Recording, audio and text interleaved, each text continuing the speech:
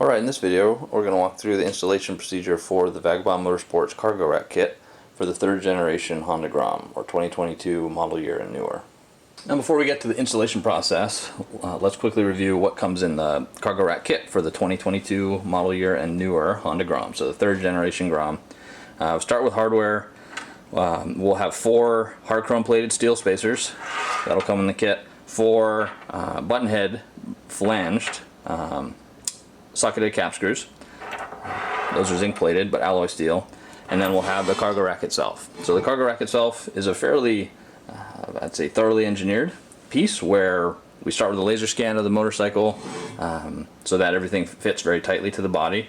We'll have these kind of folded under flanges with some contouring that adds structure and helps in fabrication, but also kind of blends with the body lines in terms of these little wings. It's a fairly high low capacity rack because we kind of do fold under this big angle of the steel plate so that it has a lot of stiffness, and we have essentially extra material here where the bolt was going to naturally want to pull out of the flange.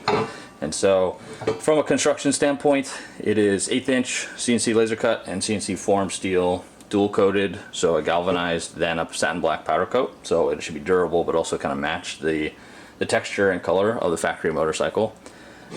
Like all Vagabond cargo racks, it will carry a 6-bolt pattern of PEM certs, so M6 6mm metric threaded holes that will accept a universal top plate from GV, so like the Monolock series of cases will bolt right up, so you don't have to deal with their kind of funky clamps.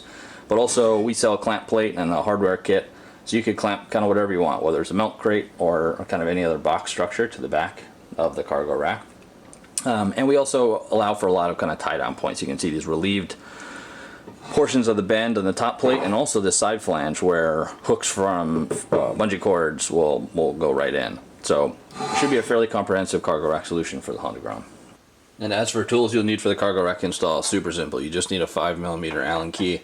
You can do it all with an L key out of a tool bag, or you can use a power driver if you'd like. Installation of the cargo rack is super easy on this model. You're going to start by popping out these 4 plastic bolt covers that are just a factory Honda piece. 2 on the other side are already out. You do not need to lower the factory. If this will work for excuse me, this will work for either the factory Honda fender or the Vagabond Motorsports fender eliminator. And in the case of the factory fender, there's a little bit of a snug point, but you can actually get away without lowering the fender at all. So you actually don't need to do anything except for install the 4 bolts on the fender. So with the cargo rack, just kind of get it going above the turn signals, and you'll feel those 2 wings kind of touch a little bit, but you can kind of push it through pretty easily. And before it gets too far down, you're going to want to get at least 2 of your spacers ready, because you're going to want them to go in that spot for these rearmost bolts. And so you can see how you kind of put the spacer in up front, get it in behind this flange, and then slide it back, and it'll go into that pocket. And the purpose of that is, as you would expect, you can kind of get the rear bolts in first. So once you have 2 spacers in, kind of get those tucked behind, just start by hand the 2 rearmost bolts. So kind of unload the rack to get the bolts started by hand, and at that point you kind of have a pivot, so you can kind of go up and down, and that's going to be needed to get the front 2 spacers in. So if you kind of pick up on the back, you can kind of expose that pocket, and do the same on the other side, and hopefully they don't fall out like that. If they do, yeah, should be relatively straightforward to get both to go. And then just like the rears are slotted, or the holes in the cargo rack are slotted a bit, just to accommodate motorcycle as built tolerances, but the fronts are going to be a little tight. or they're just tight clearance holes. Once you get them started by hand, you take your 5mm Allen, either in a driver or just by hand. I would always recommend tightening bolts finally by hand, as opposed to a tool, so you have a feeling for what kind of torque you have on them. If anything, when you are tightening down, you're probably going to want to give a little bit of downward pressure, just so that you set your contact point, so it's not like the first time you hit a bump it shifts a bit. So with a little bit of pressure you can go around to your 4 bolts, and really with button heads like this, the main thing you want to watch for is you use a nice right angle, as opposed to don't use the ball end tip, and don't let it round it or pull itself out of that. So make sure you keep the tool engaged.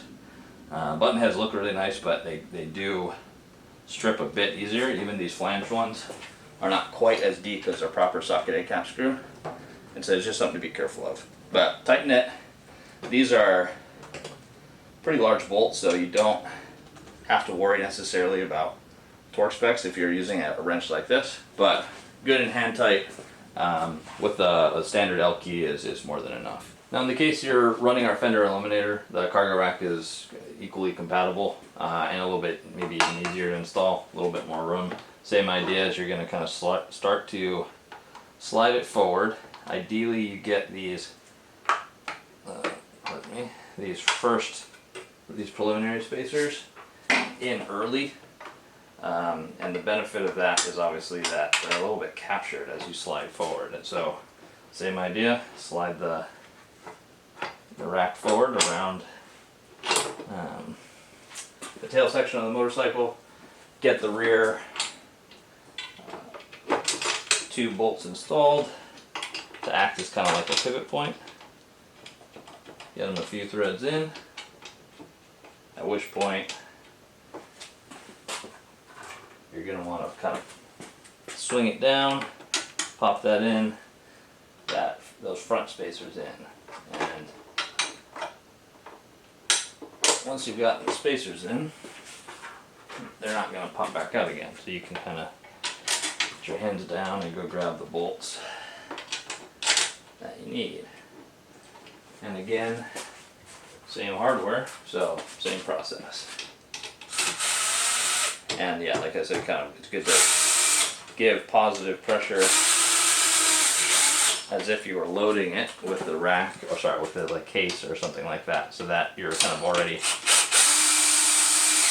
biased in the right direction. Again, tighten them up by hand to make sure you're good and tight, but otherwise, yeah, the process is exactly the same. And you can switch between, there's no requirement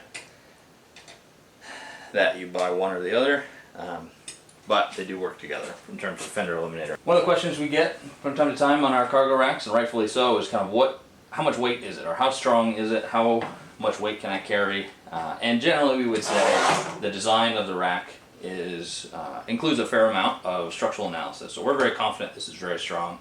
Certainly from a gravity load standpoint, you can put several hundred pounds of this. Bottom out the suspension.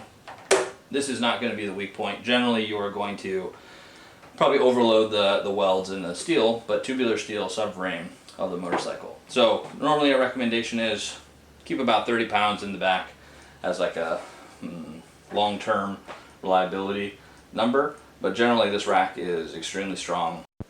At this point you guys can see the rack is pretty easy to install with either the kind of factory rear fender or the Vagabond Motorsports fender eliminator, so you can kind of pick and choose if you're only looking for a rack or you want both.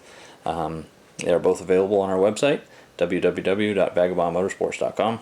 Thank you guys for watching.